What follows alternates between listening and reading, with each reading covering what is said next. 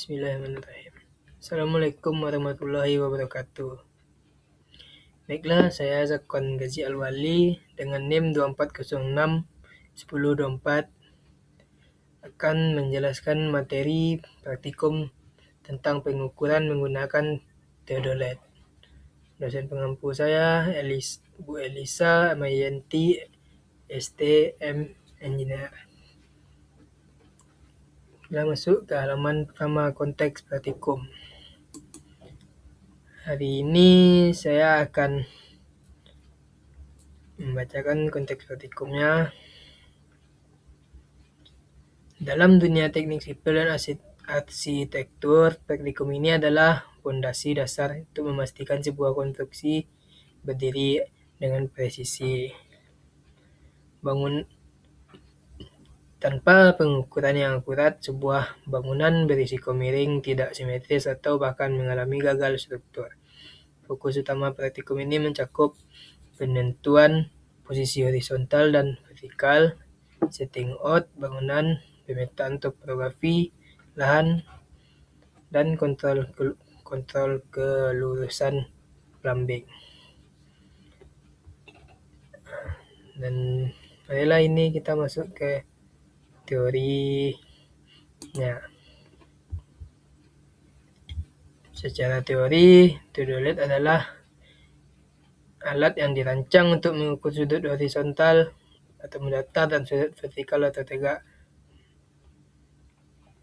guna menentukan jarak serta beda tinggi antara dua titik. Tujuan utama kita adalah mentransformasikan presisi matematis dari kertas gambar ke realitas fisik di lapangan. Manfaatnya, mahasiswa diharapkan mampu menguasai alat. Theodolite memiliki beberapa jenis, dimulai dari theodolite reiterasi, di mana plat lingkaran setelah horizontal menjadi satu dengan plat lingkaran non-tus dan tabung pada klap.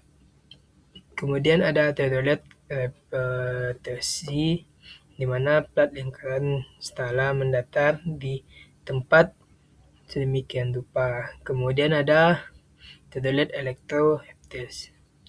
Theodolite ini dari konstruksi mekanis sistem susunan lingkungan sudutnya antara theodolite optis dengan elektrooptis sama. Akan tetapi pada pembacaan skala lingkaran tidak menggunakan sistem lensa dan prisma. Nah, ini tujuan dari praktikum ini dan manfaatnya ialah tujuan utama penggunaan theodolite dalam teknik bangunan adalah untuk mentransformasikan presisi matematis dari kertas gambar ke realitas fisik di lapangan. Nah, tujuan praktikum atau pekerjaan lapangan ini dapat dibagi menjadi beberapa poin utama. Yang pertama, menentukan sudut horizontal dan vertikal yang presisi. Yang kedua, setting out. Yang ketiga, pengukuran jarak optis dan beda tinggi. Yang keempat adalah menjamin vertikalitas struktur. Dan yang terakhir, yang kelima, pembuatan peta situasi atau topografi. Manfaatnya, mahasiswa mampu memahami dan menguasai alat theodolite dan mampu membaca dengan alat theodolite sesuai prosedur di lapangan, dan mampu menerapkan atau menyampaikan kepada murid dalam membaca theodolite ini.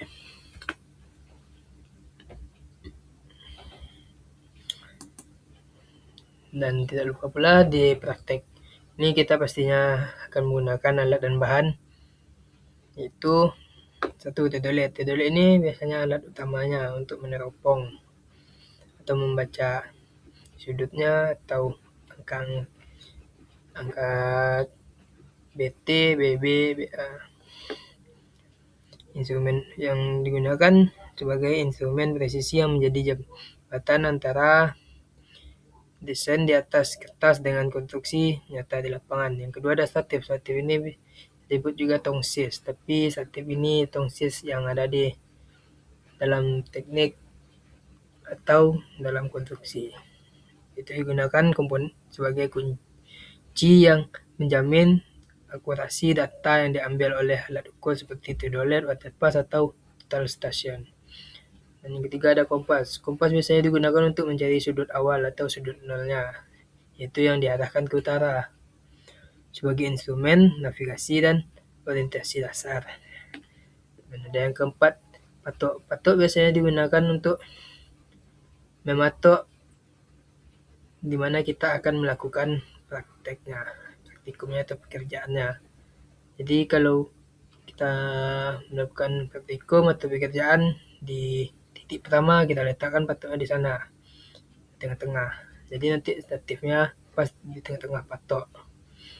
Dan kedua, ketiga, keempat, dan seterusnya. Selanjutnya begitu. Itu titik fisik yang mewakili koordinat matematis di lapangan. Kelima ada lab sheet. Lab sheet ini sebagai dokumen ilegal. Lab sheet ini sebagai dokumen legal dan teknis yang berfungsi sebagai jurnal data dari seluruh aktivitas pengukuran di lapangan. Dan sudah alat bahan ini sebenarnya kita ada langkah kerjanya. Jadi langkah kerja nanti kita akan munculkan video pekerjaannya di akhir penerangan teori ini ya. Dan kita lanjut saja dulu ini ke analisis. Maaf, alat dan bahannya masih ada 2 lagi ya. Yang keenam ada bak ukur. Bak ukur ini seperti penggaris besar atau raksasa. Itu skala penggaris raksasa yang diletakkan secara vertikal di atas tanah. Dan yang terakhir ada meteran, bisa disebut pita ukur, yang setiap praktikum atau kerja wajib ada, walaupun tidak dipakai tapi harus ada, tetap menjadi alat pendamping yang wajib ada, meskipun teodolit bisa menghitung jarak secara optis menggunakan benang stadia.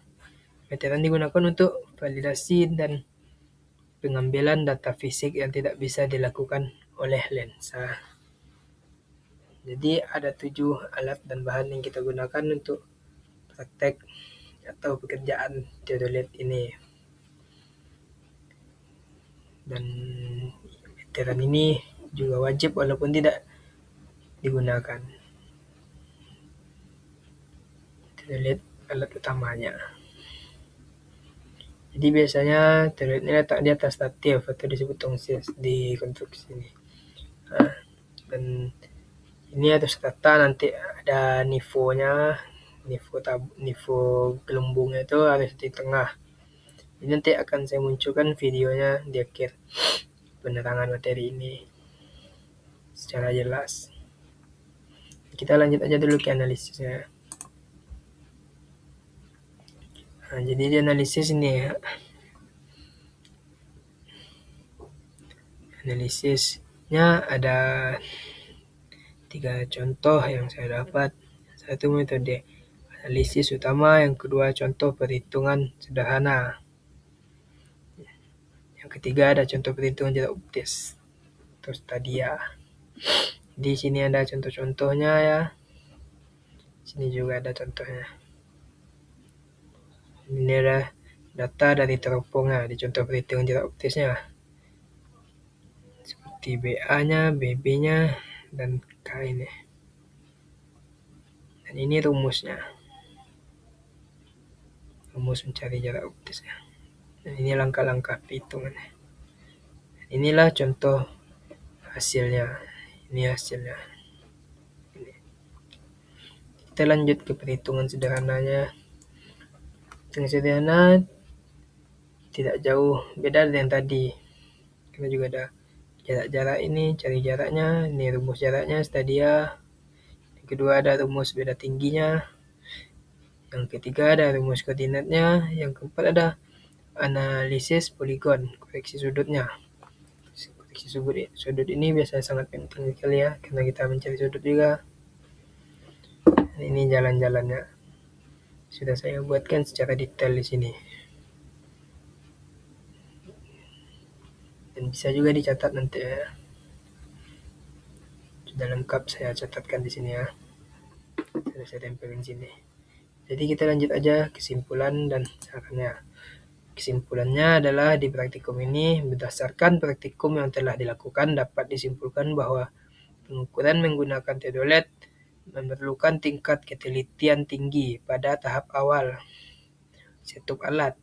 Penggunaan metode poligon memungkinkan kita menentukan posisi relatif titik-titik di permukaan bumi dengan akurasi yang lebih baik dibandingkan alat ukur manual, selama koreksi terhadap kesalahan sudut dan jarak dilakukan dengan benar. Dan ini saran bagi saya. Sarannya adalah untuk praktikum selanjutnya disarankan agar praktikumnya lebih memperhatikan tingkat kedataran nivonya yang saya sebut gelembung tadi harus di tengah ya, secara berkala, terutama yang tanah tempat berdiri statif kurang stabil. Selain itu, disarankan agar setiap kelompok membawa payung untuk melindungi alat dari paparan sinar matahari langsung guna menjaga stabilitas komponen optik di dalam teodolit. Dan baiklah, ini saya berikan langkah kerjanya yang tadi ya, dalam bentuk video nih saya berikan. Kita mulai saja videonya. Nanti di sana sudah dijelaskan semua seperti yang nivo tadi, yang gelembungnya, dan yang itunya ada statifnya, teodolitnya, cara pemasangnya, cara penembakannya, cara menembakkan teodolit ke bawah ukurnya yang harus tepat. Ini baiklah, kita mulai saja videonya. Mau tahu cara kerja teodolit yang akurat? Ikuti langkah-langkahnya bersama tim kami. Pertama, dirikan statif setinggi dada. Buka kaki statif membentuk segitiga sama kaki dan pastikan stabil. Letakkan teodolit di atas statif, lalu pasang dan kencangkan sekrup pengunci dengan hati-hati. Atur nivo kotak hingga gelembung, berada di tengah untuk memastikan posisi mendatar. Selanjutnya, atur nivo tabung dengan memutar sekrup A, B, dan C sampai benar-benar rata. Arahkan teodolit ke arah patok, lalu lakukan pengaturan 0. Pastikan fokus pada target, lakukan pembidikan ke arah titik pengukuran yang ditentukan, dan baca hasil sudutnya. Catat seluruh hasil pengukuran dengan teliti.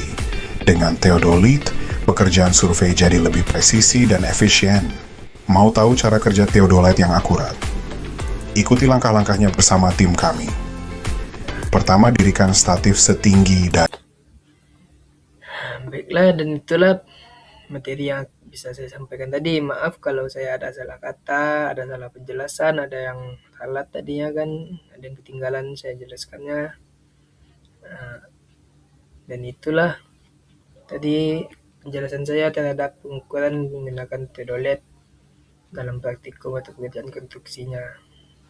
Dan sudah ada langkah kerja tadi dan alat bahannya, kesimpulannya, perhitungan dan analisisnya.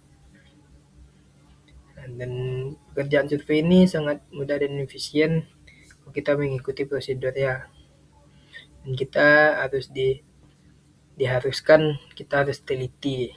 Bagaimanapun kita harus teliti karena data sangat diperlukan di sana. Dan baiklah, maaf kalau saya ada salah ucap kata dan banyak alatnya tadi atau ada yang kurang jelas, mohon dimaafkan. Assalamualaikum warahmatullahi wabarakatuh. Salam teknik.